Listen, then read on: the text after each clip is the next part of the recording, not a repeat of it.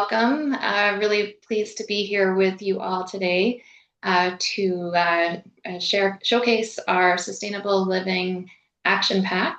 And this webinar, we're really pleased to be launching this webinar to explore the ideas in the guide. So I'm Cora Halsworth, as I said, with One Earth Living.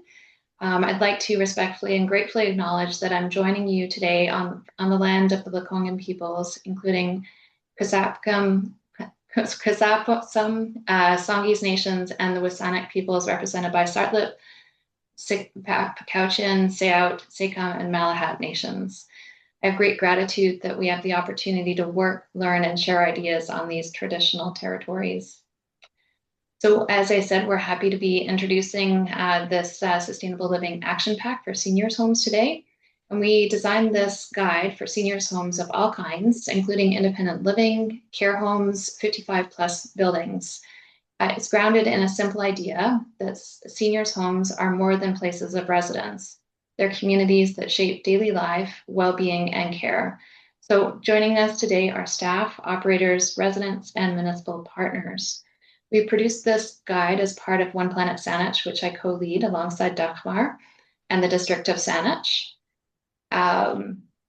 And this initiative brings together the District of Saanich, community organizations, businesses, schools, residents around a shared framework for living well within planetary limits, while also improving quality of life for everyone. It's part of our broader One Planet BC network. So on the next slide, we'll share our agenda. We're planning to provide some background on the development of the guide and the program, and talk about our objectives and the connection with community-wide climate and sustainability efforts.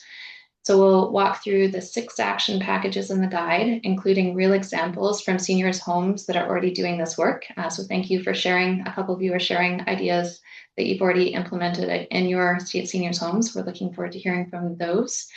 After the presentation, we'll have time for questions. And we're also wanting to have group discussion on next steps. So we'd like to explore with you how to best support seniors' homes and how to engage seniors' home in the region and beyond. So if you have any questions that arise during the presentations, you can always enter questions in the chat. And as I said, after the presentations, we've got time to respond to those questions. And then a discussion time as well. So let's get started. So before we begin, I'll start by introducing you to our core team. We've already had a brief introduction. So again, I'm Cora Halsworth. I'm joined by Dagmar Timmer, who's Managing Director of One Earth Living, and she'll be walking us through the guide. We're also joined by staff at the District of Saanich, our partners in One Planet Saanich. So we have Rebecca Newlove, who's Manager of Sustainability at Saanich. And Rebecca will share how this Seniors Home Initiative connects with broader municipal work. And also joining us is Glennis Verhulst, who is a sustainability specialist at the district. And she leads climate action projects for Saanich. And she'll be available to help answer any questions and join our discussions as well. So thank you to the team for being here. And again, thank you for all of you for joining us. We're looking forward to a rich discussion with you. So on that note, we'd love for you to say a hello in the chat. Some of you are joining as a group, but you could say hello in the chat if you'd like, and introduce yourselves to everyone here.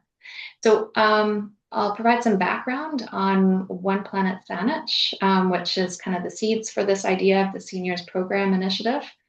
So we been working with District of Saanich and launching the One Planet Saanich group way back in 2019. And we collaborated with the district to help support organizations across the municipality take action on climate and sustainability. So we support community groups, schools, faith groups, and businesses in creating sustainability action plans, and we brought them together as a peer network. So I'll share more about the sustainability framework this work is based on shortly. But first, it's my pleasure to introduce you to Rebecca Newlove, who's Manager of Sustainability for the District of Saanich and our partner in One Planet Saanich. And if you want to move to the next slide. Thanks very much, Cora. And thanks everyone for attending. We're really excited to get to this stage with this action pack for seniors' homes, and also to have had some really great conversations so far with folks as we've been doing some work on the development of our updated climate plan. Just to give a little bit of context and history, as Cora mentioned, the district of Saanich, we've got quite a long history of work on sustainability and climate action. Our 2008 official community plan was called Sustainable Saanich, and we've very much tried to walk the talk and lead by example in relation to sustainability since that time. And Glenys and I joined the organisation back in 2017. And at that time, there was a climate plan for Saanich. It had been adopted in 2010, but there was a lot of momentum as it related to sustainability and climate action. There'd been the Paris Agreement the previous year. There was the beginnings of climate strikes and climate action happening on the streets, and a lot of momentum such that the district of Saanich actually declared a climate emergency in 2019. And it was very good timing because we were in the process of updating that climate plan. And the image that you see in the middle of the screen there is actually our current climate plan. It was adopted by council in 2020. And there was a lot of work underway in relation to programs supporting buildings and building upgrades, programs to try and support the electrification of fleet, to provide incentives, to look at different legislation, and so on. And we felt that we were doing a really good job of connecting in with specific residents or the development industry as it related to things like building code. But there was a bit of a gap as it related to organizations that may have been interested in trying to action climate change or work on sustainability, but were looking for different resources. And so it was a great opportunity for us to be able to work with One Earth. And we had funding from foundations out of the UK, and then obviously One Planet was started, and One Planet helped us to be able to work with multiple organizations throughout the community of Saanich. Some great nonprofits. We worked with schools. There were a couple of businesses. There were churches in there, and each of them developing their own One Planet plan as we were implementing our climate plan. So the idea was that we weren't doing it alone. We were doing it together. We were doing it in collaboration. We were supporting each other to try and achieve these aligned goals and targets related to sustainability and climate change. And then if you pop to the next slide, Cora, over the last 5 years since we've had that climate plan adopted, there's been a very different changing climate. We've seen, unfortunately, a lot more climate change in our community. There were the 2021 heat domes, the flooding that happened. We seem to have atmospheric rivers multiple times a year now. There were major unfortunate deaths that happened across BC. We have more data and information and understanding from things like the BC Coroner's Report. We're experiencing more wildfires and smoke, and obviously we also recognize that the climate projections for our region show that these extreme weather events are going to get worse. And they do impact vulnerable populations more than just the general community. So our 2020 climate plan had about a 5-year time frame, and a lot of those actions have been implemented or achieved, and we're in the process of updating it now. And we've got a lot more information over these last 5 years about the changing climate to help inform the actions that we are going to bring out in our updated climate plan. And at the same time, we were looking at the One Planet program that had been working really successfully over the last 5 years and thinking, how can we scale this up and how can we make it even more effective moving forwards as we update our climate plan? And we thought about how successful we've been with different cohorts so far. We do a lot of work with youth, and we've been very successful working with schools. And there's many inspiring community members and teachers out there who are leading a lot of work on this front. and recognizing the impacts of these climate hazards on vulnerable populations, we felt that seniors was a really good cohort to then move forwards on. And the idea is that we would take our climate plan understanding and the work that had been done by many others, like the ministries, the VHAV, Vancouver Island Health Authority, a variety of different nonprofits, the CRD work in collaboration with different local governments on heat mapping, and take all this information and the great work that's been done and develop or ask One Earth to help develop this guidebook, which Cora and Dagmar are going to go through in a moment. But that's basically the background to where this work comes from. And we're very interested in collaboration and partnerships with organizations throughout the community and supporting others in implementing actions or developing an action plan themselves. And we're interested in chatting with the groups that are on this call today on recruitment and how to scale up. So that's a little bit of the background from us. I'll pass back over to Cora, I think. I think that's the next slide. Cora and Dagmar are going to take on the overview of this excellent guide that we've been really grateful for others who've reviewed it so far, and looking forward to its implementation. Great. Thanks so much, Rebecca. I just want to also say District of Saanich, Rebecca and Glennis and the team there have done amazing work. We're in good hands on climate action with all the great work they've done at the municipality. They've received awards for a lot of the amazing work they've done. Of course, there's lots more that we need to do, but they've made really great efforts and made a lot of achievements. So thank you for all of the work you've done. Let's, before we dig into the guide, I'm just going to provide some additional background on the foundational sustainability priorities that have informed the guide. So on the next slide, you'll see we have these 10 One Planet Living principles that we are found One Planet Saanich on. And this is a framework that was developed by a partner that we've worked with, Bioregional, in the United Kingdom.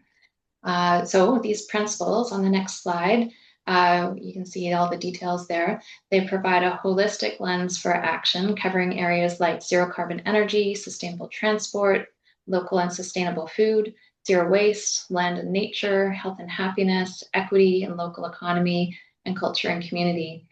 So rather than treating climate action as a single issue, the One Planet framework recognizes that how we live, move, eat, connect, and care for one another are deeply interconnected. And together, these principles remind us that climate action is about how we live every day. And the Seniors Guide that we developed draws directly on these principles and translates them into practical everyday actions that make sense in seniors' homes. It connects local action to this bigger picture and shows how changes in daily routines can support both community well-being and long-term climate goals. On the next slide, we show some of the priorities that have informed what we included in the guide. So it's directly informed by the community's ecological and carbon footprint priorities. And so what do we mean by footprints? So there's two types of metrics we use, an ecological footprint and carbon footprint. And on the slide here, you can see the ecological footprint breakdown. And it measures how much of the planet's resources we're using, while the carbon footprint measures our greenhouse gas emissions. And so we know through the inventories we've done, the major way that our region and all of us contribute to both of these footprints, so that we can identify priorities for action. In our region, from an ecological footprint perspective, the highest impact area is food. And from a climate perspective, the highest impact area is mobility. Also important, of course, are the buildings and all of the consumable goods, like the stuff that we're purchasing on a daily basis. So as an example, food is 50% of our ecological footprint here. And we can reduce that impact by thinking about how we can use food that might otherwise go to waste, so reducing wasted food, and also shifting to more plant-rich diets as much as possible. On the other hand, rethinking how we get around or how we heat our homes are also some ways we can really drive down our carbon footprint. And we'll go through some of those ideas today. So bottom line is working on all of these areas are important, working on them together. And I know a lot of you are already doing lots of great activity in these areas too. So I'm really excited now to hand over to Dagmar, who is going to walk us through the contents of the guide. So over to you, Dagmar. Thanks so much, Cora. And hi, everyone, again. It's exciting to introduce you to this guide because it's been something that's been in the works for a period of time, and we're so delighted with all of the review that's taken place as well to support it in being in this form now. So we've designed the guide to be quite flexible because some of you are already doing these things, are doing a number of these things, and there are also going to be packages or areas that you haven't explored yet. So no matter where you are along that spectrum, it's like you can start small and try an action and build momentum over time, or you can build from the package of things you're already doing and kind of go deeper into those. So as we dive in, use that sort of as your thinking is just like how can you prompt new ideas based on what's in the Seniors Home Guide. So there are 6 action packages: living spaces, on the move, good stuff, next level food, life changes, and living well. And for each package, I'm going to share a few of the actions that are in it, as well as one sort of real life example from somewhere in the world in a senior's home. The guide includes actions that can be taken by operators and staff, and it also includes resident-led actions. I'm going to do a little note here to say that on our One Earth Living website, we also have a guide for neighborhoods and a guide for workplaces that follows the same sort of package orientation with action ideas. So if one of those really appeals to you, take a look at that as well. As Cora noted, we use the One Planet principles and show them for each of these action packages, the principles that are most relevant to them. And there are a lot of co-benefits to taking the kind of actions that are described in the guide. Benefits for the homes, for seniors, and for the planet. So, for example, for seniors, things like gardening, walking, using shared transportation, or eating more plant-based can help people with their physical health and well-being. Beyond health, they also help build belonging and purpose. Doing things together, like classes or gardening together, for example, reduces loneliness, it strengthens social connections, and it creates opportunities to share skills and experiences across generations. And this also supports mental well-being. So, for example, trying different habits or engaging with your sense of legacy or pride. And there are financial benefits for seniors as well, because instead of replacing, repairing something or sharing something rather than buying something new or improving the energy efficiency can all help reduce those kinds of costs, those everyday costs. And for the seniors' homes, there are clear benefits as well. So sustainability initiatives can support staff well-being, for example, by making it a more positive workplace, like better access to nature, strengthening the relationships between staff and residents. They can also reduce actual operating costs, of course, of the seniors' homes, energy efficiency or waste reduction, bulk purchasing of shared services and supplies. And finally, of course, it's a leadership position as well. So demonstrating that the seniors' home is acting responsibly for both today's residents, but also future generations, which can attract partners and also leave, of course, a really important legacy. So with those benefits in our minds, let's start exploring that first action package. The first one is called Living Spaces. And this package really looks at the way in which indoor and outdoor spaces in seniors' homes are designed and used and cared for, and how operational changes and everyday resident actions can improve both comfort and well-being, sustainability, and often it saves money too. So as I noted, there are dozens of actions in each of the packages to pick from or to be inspired by. And on these slides, you're only going to see a few of them. So you'll find the fuller set in the guide itself. On the operational side, there are things like improving energy and water efficiency, adding greenery indoors or outdoors, choosing healthy materials, or creating comfortable spaces, such as by using blinds or awnings. Like some of these are high tech, some are low tech. And from a resident perspective, Residents can notice drafts or leaks, care for plants, adjust their routines, such as making passive heating or cooling possible by closing their windows in peak heat periods. So, as I noted, each of these packages has a set of examples from around the world, and I'm going to describe one example, but you'll find the other ones that are noted on these slides in the guide itself. So, in Saanich itself at Twin Oaks, a 32-unit cooperative, the residents replaced old baseboard heaters with modern heat pumps, and that really changed how the building stayed comfortable all year. And they provide both heating and cooling functions and also significantly reduce energy use. So the next package is on the move. And this is, of course, about supporting mobility, but it has this benefit of also independence and reducing emissions while also increasing access to the places people want to go.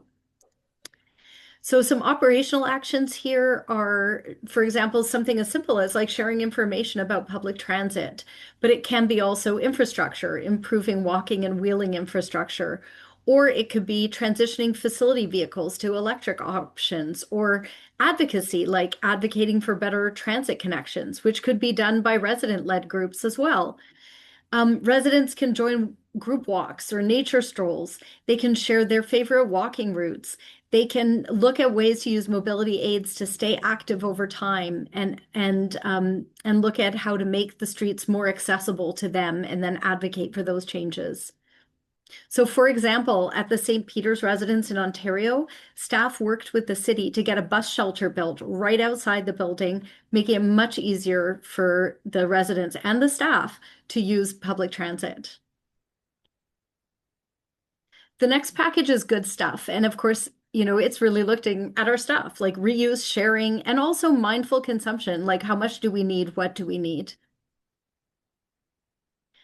Operationally, this can be things like providing clear recycling systems or offering reusable items instead of throwaway, supporting repair or upcycling workshops, or creating spaces where people can share tools or supplies. And residents could do this themselves as well. They could trade books or clothing, do clothing swaps. They could share stories about thrift and sort of old ways that still work. Um, and it could even include an intergenerational skill swap, for example, where seniors teach repair or mending skills and youth teach technology. Lots of ideas in this package. At the Gardens at Broadmoor Court in Colorado, the seniors' home publishes weekly blogs which talk about reducing single-use items, carrying reusable mugs, ideas for regifting. And when residents downsize, they're encouraged to ask whether an item is still useful to somebody else. And so really reinforcing reuse as an act of care. The next package is next level food, and it focuses on how food is planned, prepared, and shared in seniors' homes, and how those can support both health and sustainability goals. So this can be menu planning, portion sizing, asking for seconds and having smaller first portions, sourcing local and seasonal foods, composting, and from a resident's perspective, people can share favorite recipes or food memories, give feedback on the portions, and support the efforts to reduce food waste. So in Durham, Ontario, 4 long-term care homes work together to promote local food by testing meals that fit within budgets and within the purchasing contracts. So they reported that just that work of supporting local food made them feel really good and also brought back positive memories for them of farm-grown food. And the family members were also really excited about the food quality that this was providing for people. This package here is called Life Changes, and it's about ways to support seniors through transitions like aging, but also downsizing and honoring lost loved ones or moving into the home, and how these can open the door to new routines and traditions. So this could include offering sustainable move-in kits, for example, like what are the practices within the seniors' home so that people are oriented, supporting donation and reuse during transition periods, and providing information about green memorials or legacy giving. And from a resident perspective, it could involve storytelling, sharing memories, choosing low waste celebrations, like how do we celebrate, what are the types of gifts that we give, and reflecting on shared values or legacy. At One Earth, this theme of life changes is really close to our heart as an organization. We have an initiative called Big Life Changes, and it focuses on sustainability and big life changes and how they come together. Um, at Langdale Care Homes in the UK, they have a real focus on storytelling as central to this community life. And so they look at ways in which group activities and memory books and one-on-one conversations can support connection around the stories of people's lives. The final package is Living Well. And this focuses on well-being, connection, and nature as the foundations for sustainable living. And there's actually a whole box about the connection with nature in this chapter, in this section. This segment is about operational actions like creating healthy indoor and outdoor spaces, integrating nature right into the design, and creating these opportunities for connecting to nature. So resident-led actions can be joining green teams, gardening, bird walking, watching, leading walks or fitness activities, and sharing stories about sustainability with each other. Across the US and Canada, Sunrise Senior Living supports residents to stay physically and mentally well. They offer low-impact fitness classes such as yoga and Tai Chi, reflection, meditation, gardening, and they do that both indoors and outdoors. And they're really wonderful at creating these daily routines that are gentle on people, but that also bring people closer to each other and to nature. So those are the 6 action packages. And of course, once you take a look at them in a lot more detail, you could pick one or more action packs to start thinking about what you'd like to do or what you'd like to build on, what you're already doing. We have a worksheet within the guide. And we also have a 16-point, like font point, enlarged version of all the actions in the guide if it's helpful to you to like print out for example, for a seniors group to be able to really work with.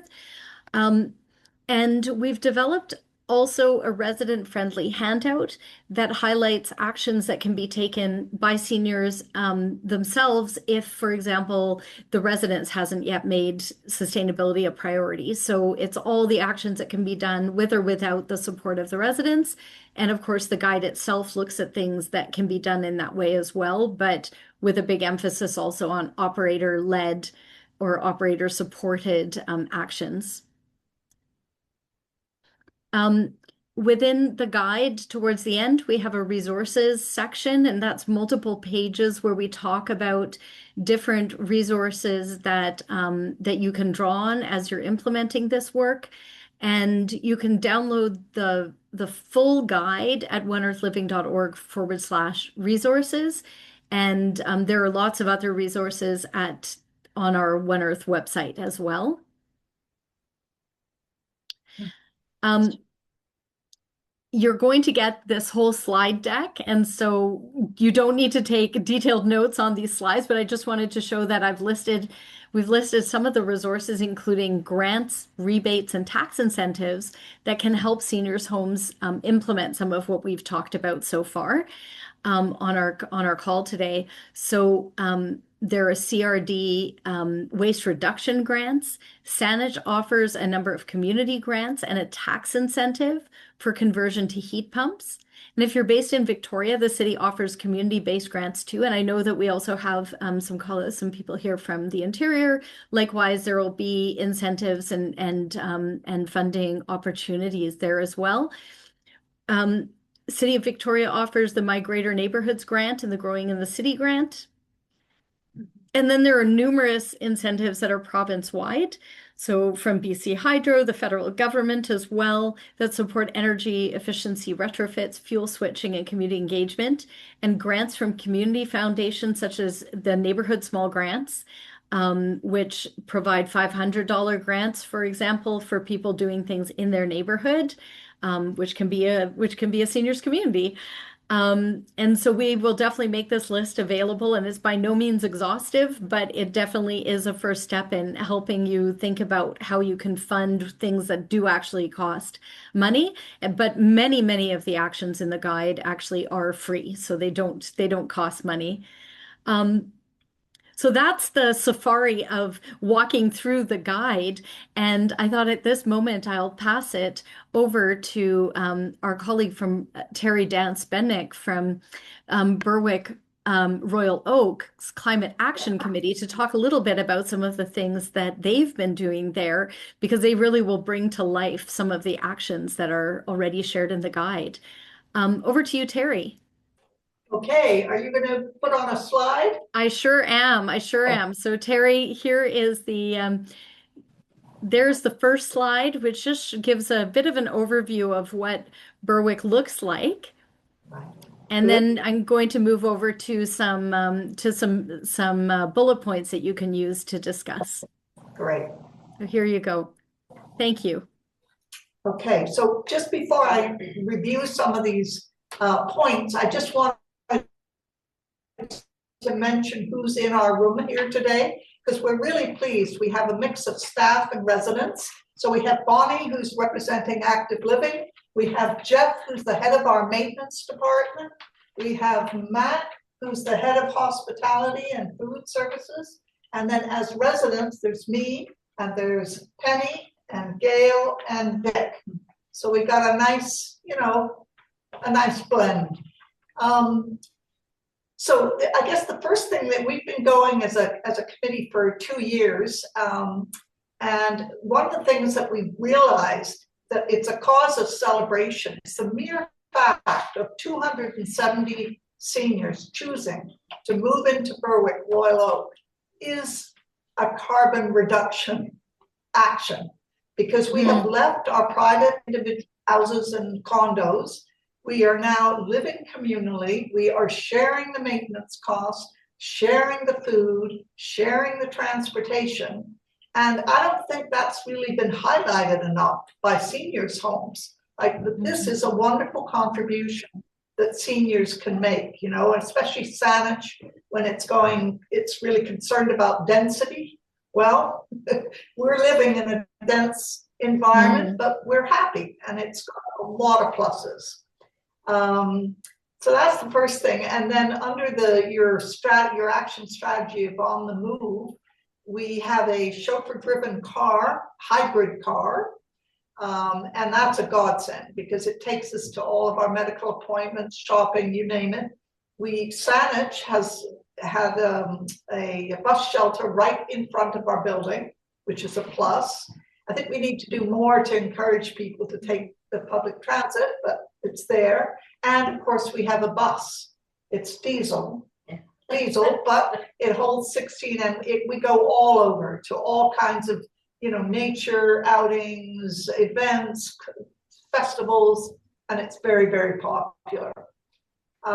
Heating is Jeff's bailiwick, and we do have in all the suites in the living room areas, we have heat pumps, which is huge. And that's, 270 suites, right, Jeff? Correct. 229 suites. 229 suites, sorry. In the bedroom area, we still have baseboard, but that's just having the heat pumps alone is a really good thing. And our building is very well maintained. We're almost 20 years old, but you wouldn't know it. And then Matt, with a lot of prodding, he has a food committee that is the bane of his existence. Because it's residents and we're always coming up with ideas for it. But anyway, we have encouraged less meat. We now do have vegetarian options on every menu. They need to be sort of jazzed up a bit, but they're getting there, and just having them is a plus. And certainly as the price of beef goes up and lamb, it's a good thing to be looking at more plant-based menus. We have 3 restaurants, so it's a big item. And waste reduction, we started a swap meet. So every month or every 2 months, we encourage residents to bring their clothes, their household items, and we just swap, and it's hugely popular. The chapel is jammed, and then what things that are not taken by residents, we donate to a charity. Is there another slide? There is not. But you can say you can definitely close with any here. I'll move it back a slide, and then you can you can make any other comments that you wish. A couple of other things. Yeah, we've done a lot on resident climate education. You know, we've brought in speakers like Elizabeth May and Thomas Homer Dixon, and that's our theater gets filled with thermal energy at Royal Roads. We organized a green investments panel that went over, I would say so-so, but we try. And we share reviews of relevant books on climate change. That's Vic's initiative. What else? A couple of other things. Our books and puzzles to those. We've encouraged at a general meeting for residents to use eco-detergent laundry strips. That's important, and to reduce our use of paper. Composting. We've got another compost bin now in our cafe, encouraging people to compost more. We're joining this program, which we think is a really important commitment. And we've also done political advocacy. We've gone to Saanich Council 3 times and spoke up for free transit for BC seniors. Sue Big Oil, we think Saanich should look into joining that municipal campaign and talk a bit about what we're doing here. You had an open house right beside our building here on your climate strategy, and we were most impressed. We had no idea you were doing all of what you're doing, and we gave you some feedback. We had 2 all candidates meetings, theater of 130 people filled to grill the federal and the provincial candidates, attended some rallies, and last but not least, with Vic joining us, we've started an intergenerational initiative partnering with Claremont Secondary School, who has been active for years in taking their students to Ottawa on a train trip, you know, to learn about what it means to be a Canadian citizen and to take climate action. We hosted their film. They made videos of this trip, and we had them here last week, and it was so moving. And so there's an ongoing group now looking at how we can support these students and other youth. So that's a new initiative. But when we went through your guide, we all have copies here. You know, we were able to check off quite a few, but there were some other ideas that we haven't looked at. So we thank you for inviting us to be part of it. Thank you so much. That's just so helpful, Terry, just to bring us into the reality of like the incredible actions that you've already taken at Berwick. And I'm excited to work together to think about how we can support you on the ones that you're picking up, as well as supporting you on the continuation of the actions that you are already doing. Thank you so much. Thank you. Denise Brum from Summit Food Service Manager at Island Health is also going to share a few words about what they're doing around food. Yeah, thank you so much. Yeah, good afternoon, everyone, and thank you for taking time of your day to be here. And we're really excited to share with you today what the food service team at the Summit's been working on over the last number of months. Some of you might not be familiar with the Summit, so I'll just provide some information, some basic stats about our facility. So we are a 320-bed long-term care home located in Victoria, BC. And as a part of that, we have a special population unit, which is a supportive unit that is within the building as well. In addition to that, we have 15 dining rooms, 14 are inpatient, and 1 is an outpatient dining room.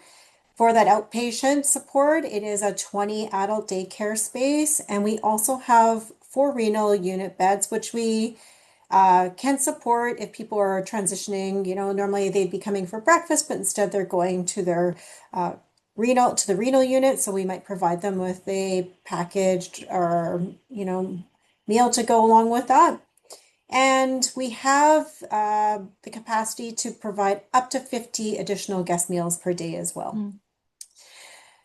So when the Green Team started here, we looked at a number of initiatives, and it wasn't anything we really came up on our own. We kind of petitioned everybody to ask, hey, what would be important to you? What would you like to see changed? And so the ideas started kind of coming in, and we had to we were starting to look at like what can we do? How can we improve things here? So one of the first things we started looking at was just our single-use plastics. And it's not that we were using a lot of single-use plastics, but even just analyzing that bagged lunch that went down to the renal unit, or if somebody was going out for an appointment, kind of like what else can we do to change like how that meal is packaged so that we could even reduce those single-use plastics. And so we made some small changes, but when you're a big operation, those small changes really add up. So we were really excited to implement those things. And then from there, we looked at our single-use products. So many of you have seen, I don't know if you can see like this little package here. This would be like a package of jam. So these types of products slowly crept in for different reasons. Again, might have been like, oh, let's buy like a variety of jams to stick in those bag breakfasts that need to go out the door, or those special texture meals that need like a seedless jam. So we were buying, grape jelly like that. But we looked at all those products, all these small single-use products. You're paying for that packaging, and then you're paying to put it in the garbage. So is there a way we could transition to a bulk product? So we analyzed everything in the kitchen, and we made sure we transitioned to as many bulk products as possible, which created a much more home-like environment. Like in your own home, you weren't buying little packages of jellies and jams, right? You're buying like, the jar. So we're trying to, it not only did it cut down on waste, but it created a more home-like environment, which is what we really, really want. All right, let's move on to the next initiative, which would be our medication cups and spoons. And this one was a little bit bigger because it required us to work quite closely with our clinical teams. So when you're giving out medications, people want sometimes like a drink, or the clinical team needs to like stir in with the spoon, the crushed pills and that kind of thing. So they were using disposables. So we looked in what would it take to use reusable products. And we're like, hey, we can do this. So we bought clear bins, and we got the stats of kind of what all the units were going to need for those products. And in December 2025, the summit introduced reusable cups and medication spoons across all communities. And using the cost data, we modeled the impact of switching to reusables and projected a $12,000 annual savings, which actually equated to about 1.27 tons of waste. And that reduction we could hit those numbers when we just reuse those cups and spoons 100 times. But we found that there was even a break-even point at 28 reuses of cups and just 12 reuses for spoons, confirming that this transition is both financially advantageous and operationally practical for Island Health. And so it's going really well, and we're really excited about that. And our last initiative that we're just looking at right now, I shouldn't say it's our last one. We won't be done. We're never really done looking at Green Team initiatives. But right now we are looking at some paper use right now, just making sure everybody is buying the right kind of paper. The Island Health approved sugar sheet is what we're using. And that's working really well. And we're looking at how often we're printing. What are we printing? Do we need to print it? Is there other ways of displaying this information as well? And so we're analyzing those opportunities for savings as well. And that's what we've been doing here at the summit. And I'm open to questions. If people want to send me, have any questions, I can take questions as well. Amazing. Yeah, so thanks so much, Denise. And we are moving into the question period. But first, I just wanted to say a huge thank you to Denise and to Terry and the whole climate action team and staff at Berwick House there, Berwick Royal Oak. Amazing activities going on at both of these facilities you've been talking about. And thanks also, Dagmar, for a great run through for the guide, and for Rebecca to providing the background from Saanich as well. So we do hope that many seniors' homes in Greater Victoria and beyond can become inspired by the ideas we've shared today in the guide, and the ideas all of you have shared. And so we'd love for the guide to evolve. We'll keep incorporating new actions and ideas. And as a next step, we're pleased to offer an in-person workshop for seniors' homes within Greater Victoria. And this will provide space to explore the action packages in more detail and think through what feels possible right now for moving forward. And for those that aren't part of upcoming workshops, we encourage you to explore the guide, share it with your organization or community, and stay connected. Just one last little piece, which really feels very resonant also from what we were just hearing from Denise and Terry. There are just a few strategies for making sustainable living stick, and we heard so many of them just now in those two presentations. So, so the first is to repeat something on a regular basis. And so when we think about a regular basis, this could be something which is a physical something. It could be an event. It could be, and so the clothing swap was a great example that we heard from you, Terry, where that is something that people can look forward to on a monthly basis, and so therefore they plan towards it. We could imagine also things like outings. One of the partners with One Planet Saanich is Power to Be, and they're working to support seniors to get out into nature. So is there a partnership that's possible there? Is there, for example, a bike repair group that could come in from time to time and support on repairs? So that's repeating on a regular basis. The other thing is to make something permanent. And so that can be something like what Denise was mentioning. It could be a regulatory something where we just say, we don't do disposables for this. And so that gets written into the purchases. It gets written into sort of the way in which business is done. It could also be something which is a soft something like a green committee, which really keeps that long-term emphasis on sustainable living and sustainability alive within the seniors home over time. Or it could be something physical like a bike tuning station or a little library or a space where things regularly can be swapped. So the other question that I have around making it permanent is, can it become something which then becomes an asset to the rest of the community as well? So perhaps it lives at this senior's home, but it is something which others can access as well. And then the last thing is ties more into what Denise was speaking about, but we can see this on everything from an operations level, from the home itself through to a resident level, that there can be bulk purchases. And bulk purchases, we can think about things like buying flour or shampoo that comes, or True Earth. We heard the True Earth laundry strips. Are there negotiations that can happen with a company where where that gets purchased in bulk and then distributed to the seniors or used within the operations? But it could even be something like heat pump installation or new windows, where that becomes a few seniors' homes together, either within a joint operation or otherwise, coming together to purchase something at the same time and make the same upgrades, make the same shifts happen. So those were just a few thoughts on how some of these actions can become much more institutionalized, and much more part of the lives of the seniors who are living there or of the seniors home itself. So thank you so much, Denise and Terry, for also bringing those home in such live examples of what that looks like.